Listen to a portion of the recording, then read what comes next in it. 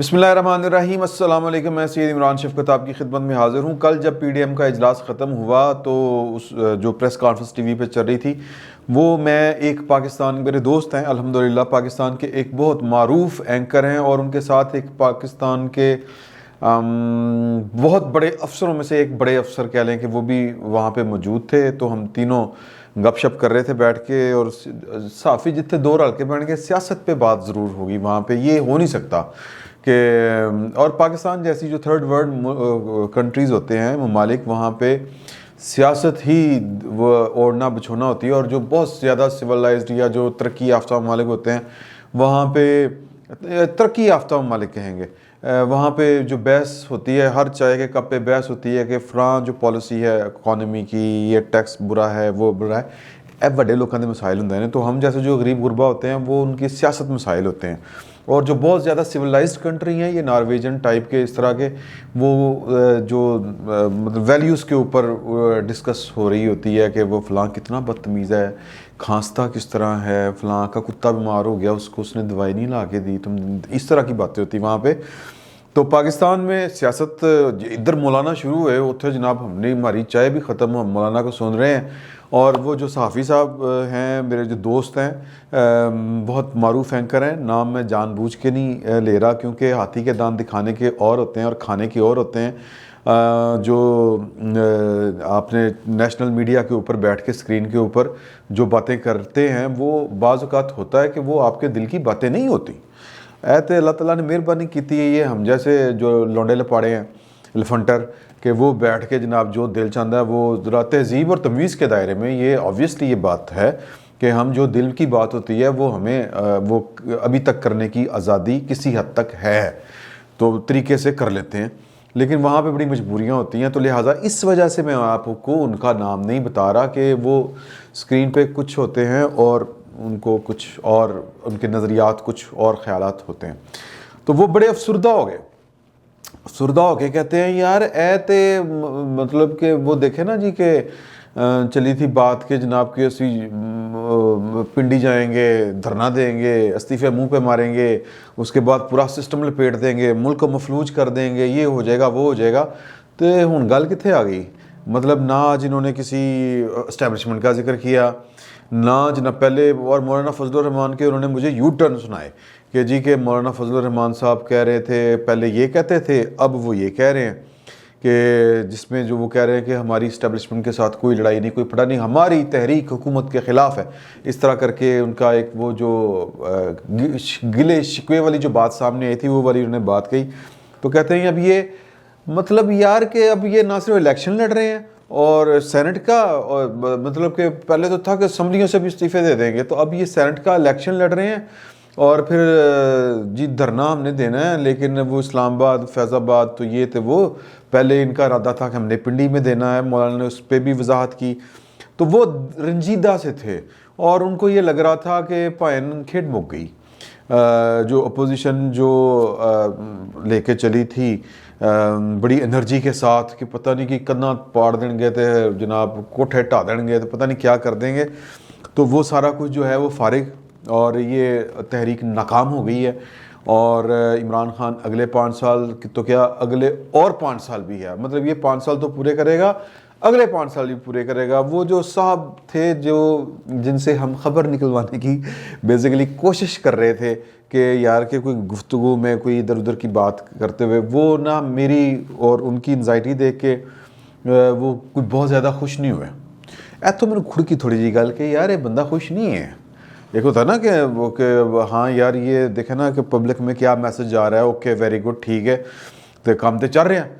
तो वो उनको वो बड़े नॉर्मल थे सादा से अगर अल्फाज में बात करें उनके अंदर कोई एक्साइटमेंट नहीं आई चेहरे के ऊपर कोई इतनी लंबी सी मुस्कुराहट नहीं आई और उन्होंने बड़े नॉर्मल तरीके से ये बातें सुन रहे थे पार्टिसिपेट नहीं कर रहे थे। और हमारी कोशिश और ख्वाहिश थी कि वो पार्टिसिपेट करें। जब वो पार्टिसिपेट करेंगे तो कोई ख़बर निकलेगी तो वो ख़बर देने के मूड में नहीं थे और ना वो इसको पार्टिसिपेट इस तरह से कर रहे थे कि बात से बात निकलती तो हम कोई तिगड़ मिलाते कोई बात से बात निकालते कोई कड़ी से कड़ी मिलाते। इस तरह की कोई बात नहीं हुई। तो मैंने उनको कहा कि अपने जो दोस्त सहाफ़ी से, मैंने कहा सर जी कि थोड़ा या हौसला करो, ये पाकिस्तान की जो सियासत है, दुनिया भर की सियासत में ये नहीं होता कि आपने जनाब इधर से वो, मैं पहले भी एक मिसाल दी थी आपसे, तो यही मैंने मिसाल उनको भी दी कि कोई फोटोकॉपी मशीन थोड़ी है तो शनाख्ती कार्ड पाया तो थल्ले बिल्कुल वो शनाख्ती कार्ड की कापी निकल आई, इस तरह नहीं होता। मैंने उनको MRD का हवाला बताया कि MRD के बारे में जब ज़ियाउल्लाह के ख़िलाफ़ चल रही थी, हमने वो किताबों में अखबारों में पढ़ा कि जनाब के वो अपने जो मतलूबा नताइज थे वो बरामद नहीं कर सकी, लेकिन उसने बहुत कुछ चेंज किया। तो मिसाल के तौर पे ज़ियाउल्लाह के होते हुए बेनज़ीर भुट्टो पाकिस्तान आई, उनको इलेक्शन करवाने पड़े, और फिर क्या कहते हैं कि जी के और भी इस तरह करके एक मोमेंटम बना और वो बहुत ज़्यादा वीक हुए। MRD की तहरीक की वजह से ही हुआ था ये सारा कुछ, वरना क्या होना था।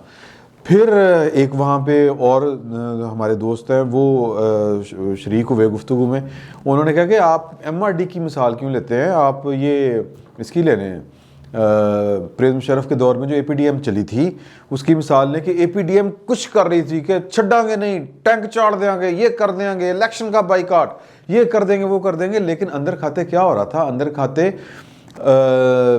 यानी 2006 में बेनज़ीर भुट्टो जो थी वो मुज़ाकरात कर रही थी इनके साथ,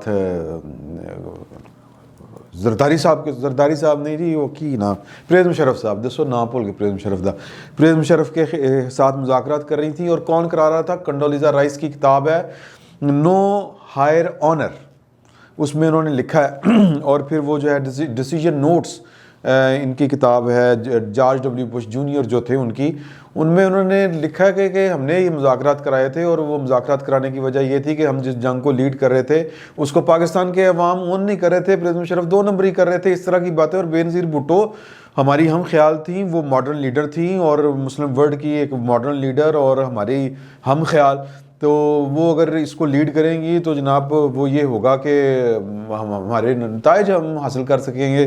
जो भी है ये पर एक अलहदा बहस है, वो था ठीक था गलत था जो भी था। तो उन्होंने मुज़ाकरा शुरू कराया, लेकिन बीच में 2007 वाला वाक़या हो गया और 2007 वाला वाक़या भी हुआ नहीं, करवाया गया।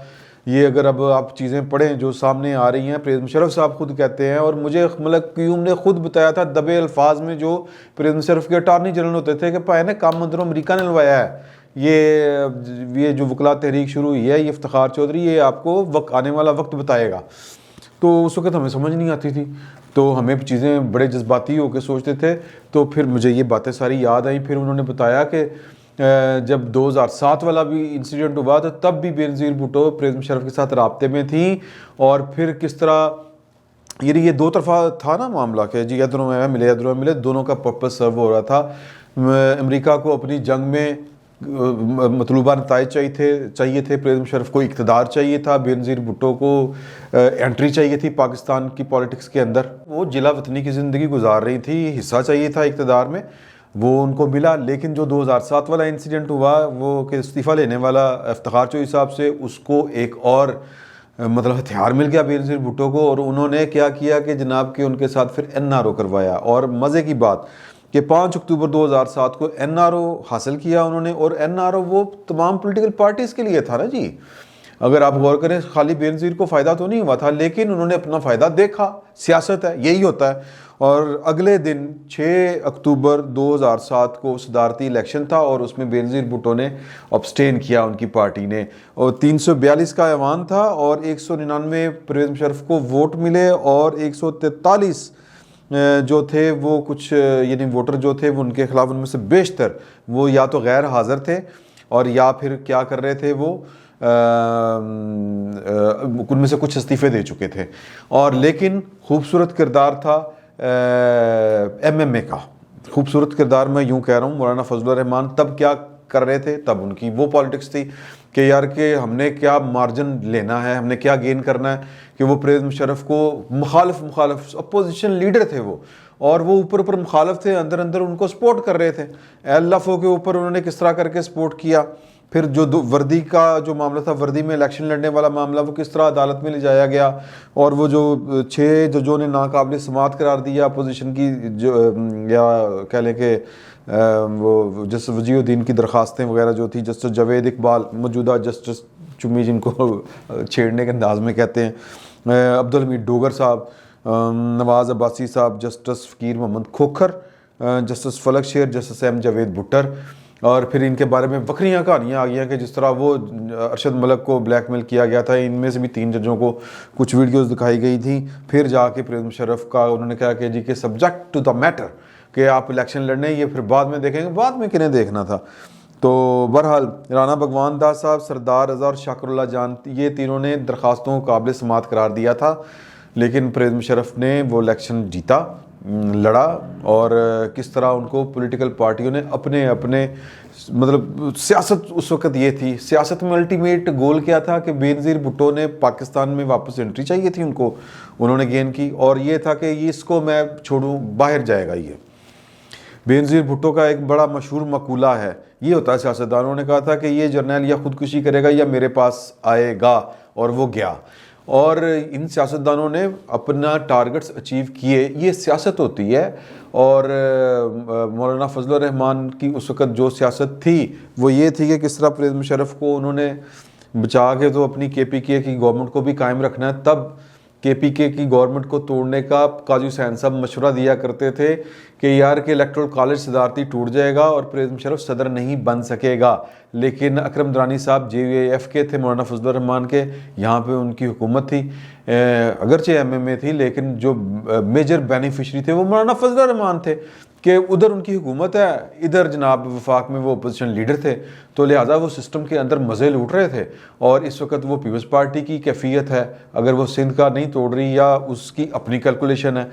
तो मैं यानी ये बातें जब वहाँ पे मैंने उनसे गोश गुजार की, तो ये सारी बातें आपको थोड़ा जरा उन्हें हौसला अफजाई कि हाँ यार, इस पॉइंट को फॉलो करने की या समझने की ज़रूरत है। ट्राई टू अंडरस्टैंड, जिसको अंग्रेज़ी में कहते हैं कि सियासतदान अपना जो अल्टीमेट हदफ है वो उसको हासिल करने के लिए कभी रिक्शे पे बैठता है, कभी मोटरसाइकिल पे बंदा है, टैंक पे नहीं बैठता। ये बात ज़हन में रखें। वो आखिरी जो होती है ना लिमिट, वो उस तक नहीं जाता। ये नवाज शरीफ साहब गए थे ना 2-4 दिन, 1-2 खिताब किए और उसके बाद वो खामोश हो गए। जो पर्पस था, जो उन्होंने मतमा नज़र था, वो जो टारगेट था, वो उन्होंने अचीव किया। अब वो क्या था और मुस्लिम लीग नून की अंदर की क्या मजबूरियां हैं, मरीम नवाज़ को क्या चैलेंज दरपेश हैं, और इन PDM के अंदर की पॉलिटिक्स क्या है, ये इस पे भी वो वहाँ पे कल रात को बड़ी खुली डुली बात हुई। वो मैं फिर अगले व्लॉग में आपसे वो गुजारिश कर दूंगा। वो बड़ी मज़े की गुफ्तगू थी, बड़ी इन्फॉर्मेशन थी, बड़ी ब्रेकिंग खबरें हैं अंदर की कि पार्टियों के अंदर खाते इनके अपने क्या चल रहा है। तो वो भी अगले व्लॉग में बात करूँगा आपसे।